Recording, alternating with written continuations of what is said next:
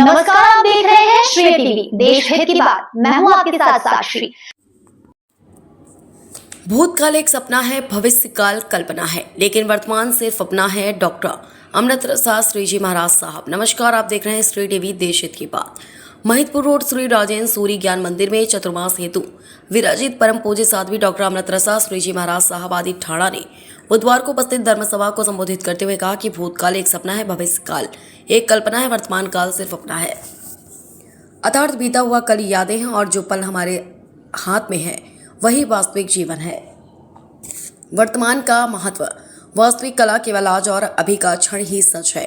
कर्म का समय आप बदलाव सिर्फ इसी पल में कर सकते हैं। शांति वर्तमान में जीने से मन का तनाव कम होता है। महिदपुर रोड जैन समाज मीडिया प्रभारी सचिन भंडारी ने जानकारी देते हुए बताया कि आज की सधार्मिक भक्ति प्रभावना एवं संपूर्ण दिवस का लाभ अशोक कुमार दिलीप कुमार तलेरा परिवार द्वारा एवं सिद्धि तप तपस्वियों के सुबह के पारने एवं शाम के बियासने का लाभ श्री लीलाबाई पुत्र दिनेश कुमार, अनिल कुमार, राजेश कुमार कांठेड़ परिवार द्वारा लिया गया। साथ ही सिद्धि तप तपस्वियों की उत्कृष्ट प्रभावना का लाभ लाभार्थी अशोक कुमार, रौनक कुमार बोहरा परिवार, भाट पचलाना, अभय कुमार, नानालाल सुराणा परिवार, दलोदा पीयूष कुमार मुड़त परिवार एवं अशोक कुमार, अमन कुमार, अक्षित कुमार कटारिया परिवार जावरा द्वारा लाभ लिया गया। मंगलकारी कार्यक्रम में जावरा, दलोदा, महिदपुर, भाट पचलाना आदि श्री संघ ने उपस्थित होकर धर्म लाभ प्राप्त किया। श्री टीवी से सचिन भंडारी, महिदपुर रोड की खास रिपोर्ट। पालक ने जाकर गुणसेन राजा को बधाई दी है। महाराज की जय हो, विजय हो। आज एक बधाई का समाचार लेकर आया हूँ कि अपने ही उद्यान के अंदर चंद्रबाबू सुरेश्वर जी आचार्य भगवान उनके शिष्य परिवार के साथ पधारे। जब गुणसेन राजा ने बधाई सुनी तो उनके आनंद की कोई सीमा नहीं है और गुणसेन राजा उनको वंदन करने के लिए पूरे परिवार के सहित उद्यान में जाते हैं। गुणसेन राजा विधिवत वंदन करके आचार्य भगवान के चरणों में बैठे हुए हैं। आचार्य भगवंत ने जिनवाणी का प्रवाह बहाना शुरू किया है। अब एक तरफ जिनवाणी का प्रवाह था तो दूसरी तरफ आचार्य भगवंत के संयम जीवन के आचार का प्रबल बल था। एक तरफ गुणसेन राजा की पात्रता थी तो दूसरी तरफ संसार की भयानकता का आबेहूब वर्णन था। अब इन दोनों संयोगों ने एक ही जिनवाणी सुनने मात्र से गुणसेन राजा के अंदर एक संयम का, एक चारित्र का बीज अंकुरित हो गया है। आचार्य भगवान की 1 महीने की वहां पर स्थिरता थी। रोज का नित्य क्रम था गुणसेन राजा का कि रोज एवरीडे गुरु भगवान के पास जाकर जिनवाणी का श्रवण करना। अब रोज ऐसे अखोड़े पड़ रहे थे। गुणसेन राजा की सोई हुई आत्मा जाग रही थी। तो देखते ही देखते 1 महीने के बाद गुणसेन राजा ने मन में अभी तय कर लिया था कि अब ऐसे संसार में 1 मिनट भी नहीं रहना है। मेरी जितनी भी जवाबदारियां थी वो सब मैंने निभा दी है। तो संसार का कोई कर्तव्य बाकी नहीं रहता है। तो पिछली जो शेष जिंदगी बची है उसमें सिर्फ और सिर्फ मुझे आत्मकल्याण करना। पूरे बाल वाइट हो जाते हैं, इतने सारे अलार्म बज जाते हैं, उसके बाद भी अपन जगते नहीं है। चाहे कितने भी वाइट बाल आ जाए तो डाई कर करके अपन को काले कर देते हैं। पर ये वाइट बाल भी जीवन में अलार्म देने के लिए आते हैं कि बचपन भी बीत चुका है, युवानी भी बीत चुकी है और अब बुढ़ापे के आप प्रांगण के अंदर खड़े हो। अब जीवन का कोई भरोसा नहीं है।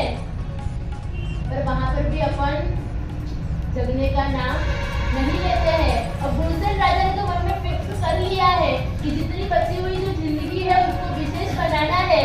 और गुणसेन राजा एक दिन मंत्री और भीमसेन राजा को बात करते हैं, आखिर मोह किसको नहीं होता है। तो यहाँ पर भीमसेन राजा, प्रियदर्शना रानी का सबका ऐसा ही मोह था। पर आखिर गुणसेन राजा ने मन में ठान लिया था तो कितने ही मना करने के बाद भी एक दिन ऐसा आया कि सबको संयम जीवन के लिए स्वीकृति देनी ही पड़ी। और शुभ मुहूर्त में गुणसेन राजा ने भीमसेन का राज्याभिषेक किया और छोटे भाई हरिसेन को युवराज पद पर स्थापित करके गुणसेन राजा और प्रियदर्शना रानी चंद्रबाबू सुरेश्वर जी आचार्य भगवान के पास प्रवर्जित हुए। अब गुणसेन राजा और प्रियदर्शना रानी अपने जीवन की साधना में आगे बढ़ रहे हैं। तो इधर भीमसेन और उसकी पत्नी सुशीला की बहुत ही अच्छे धार्मिक वातावरण के साथ, सुसंस्कारों के साथ अपना जीवन यापन कर रहे थे। अब सुशीला को भी समय के साथ साथ समय का प्रवाह जैसे जैसे बढ़ता गया, तो वही बढ़ते हुए समय के प्रवाह के साथ उसने भी 2 बच्चों को जन्म दिया और वो 2 बच्चों का नाम रखा गया। एक का नाम रखा देवसेन और दूसरे का नाम रखा केतुसेन। राज परिवार के अंदर कोई कमी नहीं थी, क्योंकि राज परिवार का माहौल था। तो पानी मांगे वहाँ पर दूध हाजिर होता था।